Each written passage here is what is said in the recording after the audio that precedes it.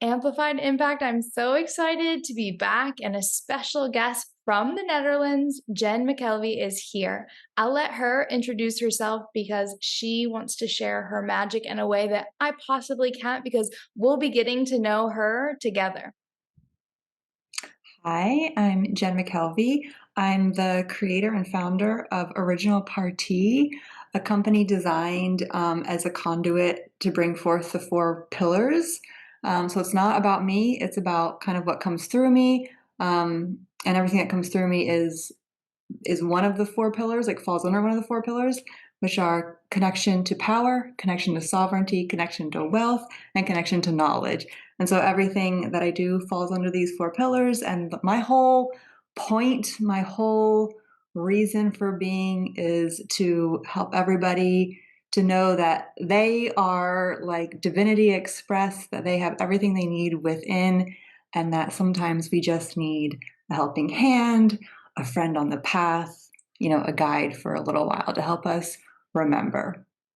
That's so beautiful, Jen. And it's great to have you here. And yeah, being that mirror to remind us that there isn't anything outside of us that is giving us something that we don't already have. And I think about nature in that way. And what better place to be truly connected to source than Mother Nature herself. And I'm curious, how did you get into this work and come through? Is this a channel that just happened through you to interweave these four pillars into your philosophy?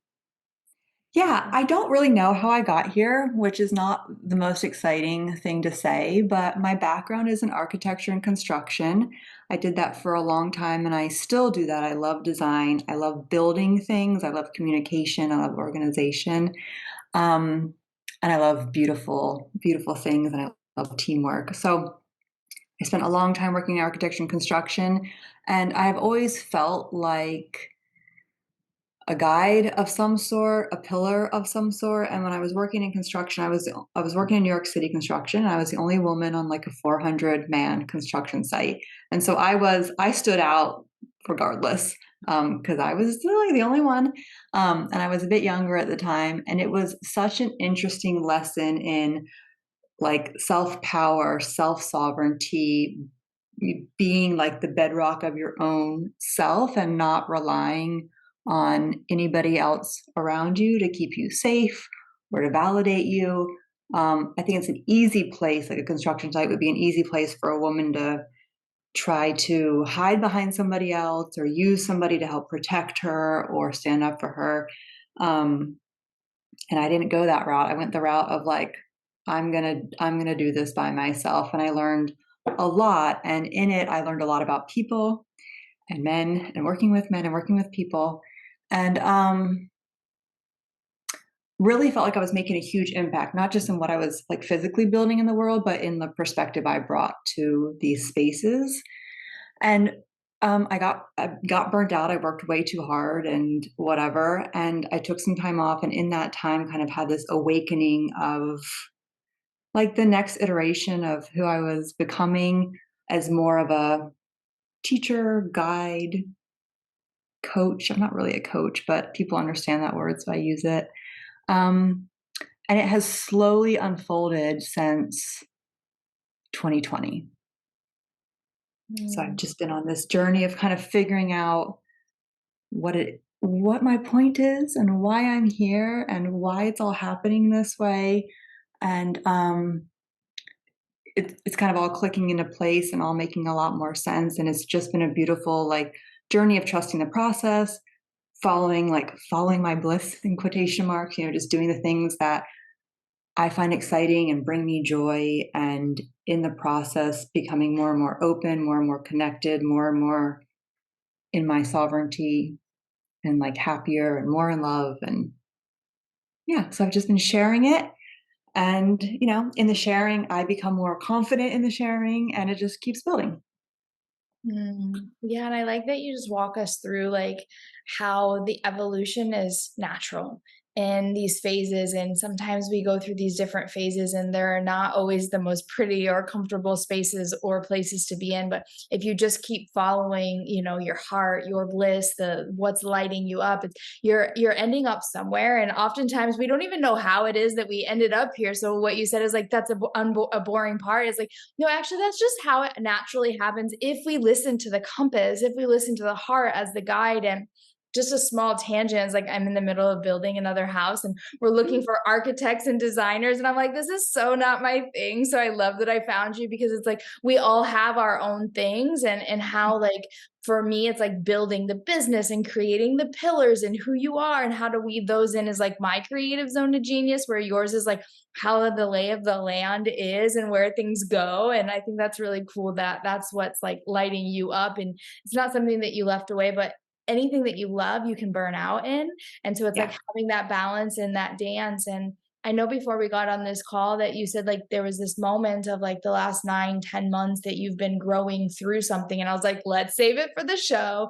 Can you Yep. kind of share a little bit about this soul awakening, icky, evolution that Yeah. you've been on? I would love to.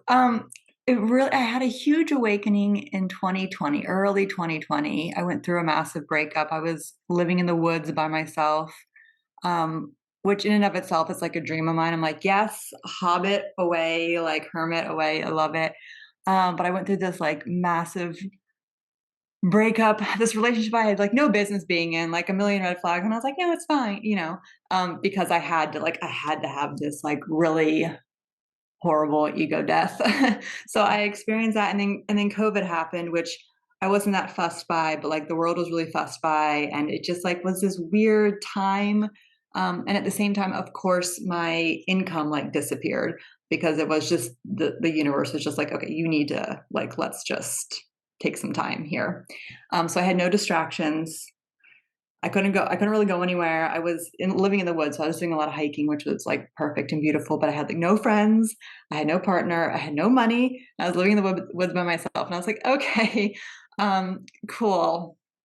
So I like to just like go right to where it hurts. It's like my favorite thing. It's like if it hurts, just go touch it, because usually it's not as bad as you think it is. So I started just really, really experimenting with long meditations and doing some past life regression stuff and I don't know, I was doing some food as medicine, some mushroom journeys, spending a lot of time in nature, talking to God a lot. And I have you ever had those times where you like kind of see your past flash before you and you're like, oh, it all makes sense. Okay, I understand how I got myself here. And I remember looking in the mirror and being like, I'm just so sick of you, Jen. Like I'm just so sick of these same patterns repeating.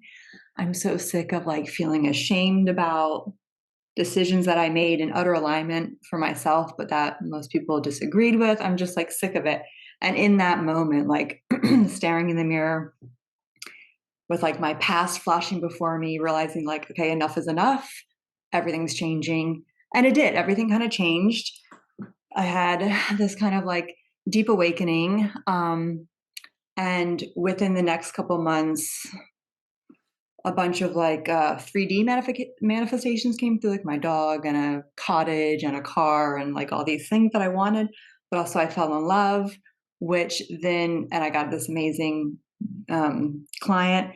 And then the love, he lives in the Netherlands. So then we dated long distance for a while. It was great, but it was long distance. And then 9 months ago, I moved to the Netherlands. So, long story short, the move kind of started 10 months ago because I was packing and everything. And then I've been here 9 months, 9.5 months. And it's been a real journey. It's like been a really beautiful and really, really, really hard, really hard. And maybe you can relate moving. I think you moved to a different country as well. And it's just a lot. And at the same time, just kind of, I think some more ego death happening of just releasing control has been a big one. And presence, a really deep presence practice has been front of mind lately. And yeah, so the last 9 months have been sort of a slow and painful change because there was part of me really holding on to the control and really holding on to like I had created this perfect life for myself back in the mountains and now I'm here and everything's so hard and blah blah blah. I really kind of allowed myself to on one hand be loving it here and on the other hand really sort of creating this story of I don't even really know what the word is, but it was this control thing of like I wanted it to be a certain way and it wasn't. Like things the Netherlands are never going to be. The Netherlands are never going to be the mountains. So just get over it. Like it's flat, right? We're below sea level. So just things like that. And it finally, it was messy. It was sad. It was depressing. It was like all the good, all those good emotions that come up when you're going through like an up level, for lack of a better word. And just recently, it kind of all started to make sense again. I could kind of see the past well, my whole past again kind of flashed before me and I could kind of see like the patterns that were repeating on a much, much more subconscious level, like a much more refined subconscious level, but they were still repeating. And yeah, like you said, it's like such a journey and it's such a cyclical thing. And like our core stuff never really goes away. We just get to keep working on it in different, like more and more subtle levels. And it can be a shock sometimes. And I think these last 9 months, I was kind of shocked. I was like, oh, that's still there. Okay. Interesting. Yeah. Yeah, and I think what you said that really had spoken to me is just like the moment of you looking in the mirror and it's like I've just been sitting with you, Jen, and like I'm not going to take this anymore. Like I'm done and I'm going to look and I'm going to sit there and be with myself and that can happen when we go through breakups is like it's really scary and not pretty and not always easy to look at, but like the one person that we always have to live with from relationship to new country to new spaces is ourselves, and we really get to see those some scars, as we say in yoga. It's like those core patterns that continue to repeat itself, whether we're in a relationship or we're single, whether we're in the Netherlands or we're where we're living back at Yeah. home. And it's like so to continuously realize I'm always taking me with me.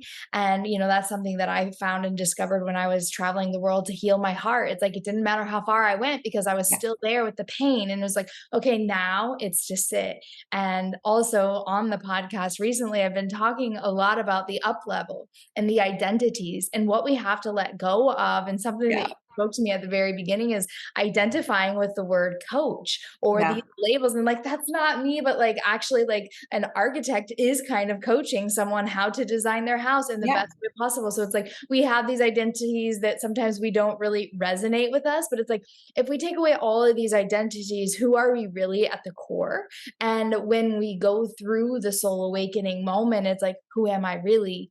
It doesn't matter what identities I had or I'm going to have because I'm always who I am inside at the core level of my heart. And you travel to a new place and long distance, I can't even imagine, but how beautiful. Like, I didn't know the story of 9 months ago you moved to a new country, because I always say, like, you should move somewhere new, somewhere that you don't know anyone, and be there for at least 12 months, and I promise you the person that you are at the end of that 12 months is not gonna be the person that Yeah. arrived, and you can go home after that. But just Yeah. see what happens, because it's going to test, because you don't have your people, you don't Yeah. have your habits, you don't have your comfort.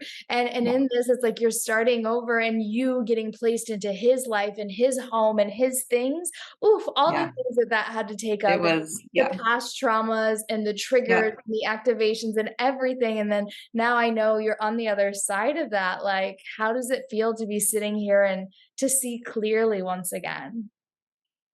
It feels so I've done enough self-work that I didn't lose myself through this, and I think that's such like a beautiful reminder to everyone is like to always when you're going through a hard time is like remember the last time you were going through a hard time and just remember like just notice how much better you're even if you're still crying on the floor like you're crying on the floor less probably or you're able to handle yourself like more gracefully even if it's not as gracefully as you want. And so I really gave myself grace to this time because it was a really big change and I acknowledged it was a really big change on like all the levels. Um and I was proud of myself for giving myself grace because I, in the past, could be very hard on myself and just like suck it up. Your life is like really amazing. You have like no excuse to be upset about this. Like grow up. Um, and on one hand, I sort of feel that way of like my life is so beautiful and there's that gratitude for it. And also it's okay to grieve and it's okay to like not understand and it's okay to like fight the change a little bit and it's okay to want it to be how it used to be. And like, um, yeah, just so as I was going through these last 9 months, like it was not gray skies all the time. It was like blue and gray, blue and gray. It was kind of these like waves. And that was really interesting to be in a prolonged, usually my changes don't take that long. Like I'm a fast mover, but this one was long, um, and in waves. So that was really interesting to me. And now being on the other side, or at least on the other side of this one, I know there's more coming because how could there not be? It just feels I have like immense gratitude for myself and for my partner for holding me through it. Like he's amazing. Um, and I just feel like really at peace and really like enlivened in a way I haven't felt in a while and more at home with myself in this new place. Yeah, and you really brought some points of like, you know, it's going to be better on the other side. But like, even though you know it, being in it, it doesn't make that being in it any easier because it's hard to be in that space. And when you were speaking that, I was like, you were just mirroring back to me this time I was going through a breakup and I felt like dying inside. And I was like, you know, there's another side, Amber. Yeah. You know, you're not here forever. And I was like, where is the remote control? I want to fast forward. And then I was like, wait a second. Like, we don't want to fast forward the gratitude, the joy, the love, the bliss. Why am I fast forwarding so that I can bring all of this with me to the next? Yeah. And so then it's like, okay, Right. slow down, sit, be in the mud, as they say, you know, to be a lotus flower, you have to be in the mud. And it's like, Mhm. that's what you're experiencing and expressing that you're now. It's like, wow, there's so much more joy and gratitude and beauty as it starts to get clearer. And I think that you mirrored back like the waves of the beauty, the darkness, the beauty and the darkness. And it's like, that's life, right? And Yeah. we can tap into just that being the evolution and the purpose of like why we're all here. It doesn't mean that the hard parts are not going to be hard. They're meant to Yeah. be hard. And then it just makes, like I say a lot, when you get to the top of the mountain again, that much more joyful, that much more happy, that much more pretty. And it's like amazing to see, you know, you too on the other side of that and to be here now and what's going to unfold from you sitting with yourself all by yourself, you know, in Yeah. COVID-19, like that was a Yeah. lonely time, but like to be on a mountain all by yourself, like so alone, and to go through a breakup where you knew the signs were there, you didn't listen. And then it's like, I was meant to be alone on the mountain during COVID-19. I'm never Yeah. going to forget this moment in time Yeah. of like the soul awakening, like here I am again. Yeah, and it didn't feel the same. I mean, I think what happened in early 2020 was like the awakening in quotation marks. I think we I think everybody's different, but for me it's felt like kind of mini awakenings and then there was like this one like kind of earth shattering one and then I think I'm just going to continue to have smaller ones. And I hope that I'm present enough and stay in alignment enough that I won't have to have another earth shattering run, right? Because those are the ones that the universe just like has to smack us upside the head to like get us back onto our path. So it didn't feel as devastating as that one or like as like world shattering as that one. Because I was just so out of alignment with myself. And during that time, like the when I looked in the mirror and was like, I'm so sick of you, what I was sick of was not honoring myself. Like I just Mm. constantly betrayed myself in very weird ways. Like I'm a very strong person, I'm a very independent person. Um, and I didn't realize like all the ways I had betrayed myself because I thought I was so strong and so independent and I can do anything. And I worked on New York City construction sites and whatever, you can't, blah, blah, blah. Mhm. But still, like codependency and people pleasing, um, and the levels of betrayal in my system, like on a soul level, inner child level, were really, really deep. And this time around, that wasn't happening because I think, learned my lesson there. I don't know. It was so painful the first time. I think I learned the lesson. Yeah. That's what I was And gonna say to you. It's like in this moment right now, it's like that's such a big lesson is like I betrayed myself. I went yeah. against what I know and I can mirror that because that happened in my last relationship where I knew from the beginning and it was like he was God and I was just giving him everything. And then at the end of it, I was like, that's never going to happen. And so being in this new relationship, I just see how much more grounded I am in me, but it's like in Mhm. a way where it's not a competition, but just Yeah. like more expressive. And it's like always being like true to my needs and my wants and my desires. And I think that when we learn that lesson, it's like we are so much more powerful, and not because we're going to take advantage of others, but because we know how to listen to the gut inside of ourselves and to listen to that. It's like you'll never be astray of like going with your heart and being in alignment with, your optimal path. Yeah. Yeah. So in that time, I did a lot of inner child healing and I did a lot of shadow work. Mm. And then this last time around, I did a lot of prayer and a lot of like presence work and gratitude work. And what would you tell someone that's in the midst of going through it again? Like, what would you tell them? How do I find my tools? How do I know when to shift the tools that I once knew work that aren't working now? Like, Yeah, I think I'm actually creating a program exactly on this. That's so interesting. You just asked that question. secrets out. Secret out. It's called Bedrock. I'm really excited about it. I think that when we're honest with ourselves, and this is like a big thing I harp on, is like radical self honesty. I think we are so profoundly proficient at deceiving ourselves, not on purpose, but subconsciously to keep us safe. Sometimes on purpose, but usually not. So I think when we're really honest with ourselves, we always know what to do. Yeah. We always know what to do, and we often either don't want to do it because it's too hard or scary or sad or whatever, or we don't want to do it because it seems too simple. So there's the basic medicines that work every single time: fresh air, sunshine, going for a walk outside, being with animals, being with people you love, crying, journaling. Like these things are like, in my opinion, universal medicine. They're all free and you can do them at any point. Um, and then like, yeah, the super honest reflection of just like, what does my soul really, what does it need to do right now? What does it need? And then honoring that. Like before I would, check in and my intuition would tell me what to do. And I'd be like, no. So it's I didn't have the bravery to honor it. And that's why I got so far off my path.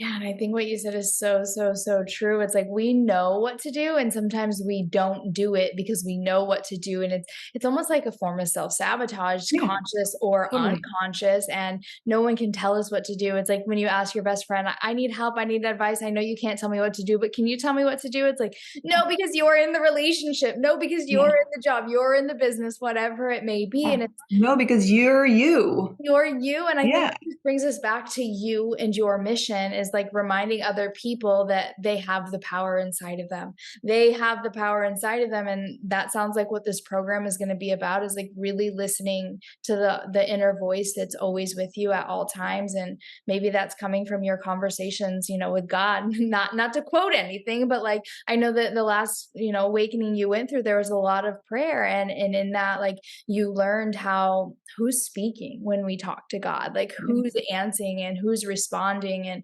it gives me goosebumps thinking about like this program coming to life. No, thank you. Yeah, I'm excited for it. It's a long gestation period. It's not ready to be birthed yet, but it's in there. It's in Yeah, there, churning around. there's So I don't no know when I'll be ready, but no rush. Yeah, no. I felt a little bit of pressure at first, but I was like, no, just let it. It'll come when it's ready and it'll be beautiful. I'm really excited. Yeah, I was just listening to a podcast the other day, and I'll give this piece of advice because it really landed or resonated with me. And he was saying, like, the ones that are out there doing the content, it's really beautiful. We often are like, I spent 2 hours on this video. And he's like, yeah, and I spent 2 days. And Mhm. he's like, I spent 20,000 hours on each chapter of my book. And so it's like when we take the time to really curate what we're doing, it's more intentional with intention than just getting it out there. And I'm an Yeah. Aries. I'm like, let's just get it out there and then we'll spell check it later. And Yeah. we can learn from our own mistakes in that. So Yeah. oh, Yeah. Jen, it's been beautiful to really walk with you through this Thank and understand you. like the soul awakening and to see how you're sharing your story just naturally weaves in your mission and what it is that you're aligned to be doing here. And such Yeah. a testimonial of like what happens when we embody the work and our Thank soul's you. mission. What would you say, leaving our listeners with one final question is what does it mean to you to amplify your impact in the world? Yeah. To amplify my impact. Well, I think that for everybody, it's really, really different. For me, I am like a powerhouse, but very quiet. I think I'm very subtle, and I think um, I work subtly, and I think I often say things that don't click at first, and then like the feedback I've gotten from people is that it clicks like a year later, and so I always just trust that the words that are coming out of my mouth and my energy that's emanating from my being is my impact, and it will amplify as it is supposed to in the world. And that I also firmly believe that like it's my responsibility how I leave somebody, and I hope I leave them better than I met them, and that that's also part of my impact, and that everybody I touch, whether it's somebody I'm working with or somebody I'm just at the grocery store saying hi to, that the impact I have on them, however subtle, ripples out and then therefore touches millions of people. Mm, yes, and the energy of when you embody it's so magnetic and I'm sure here the listeners here you've touched today and given such a testimonial of your embodiment in life and the way you walk your path. If you Thank just you. want to share where they can find you and I'll tag it in the show notes as well. Sure. So I'm on Instagram at original.parti, Parti. Mm. Um, and my website is originalparti.com. All right. Thank you so much, Jen. Thank you. Bye.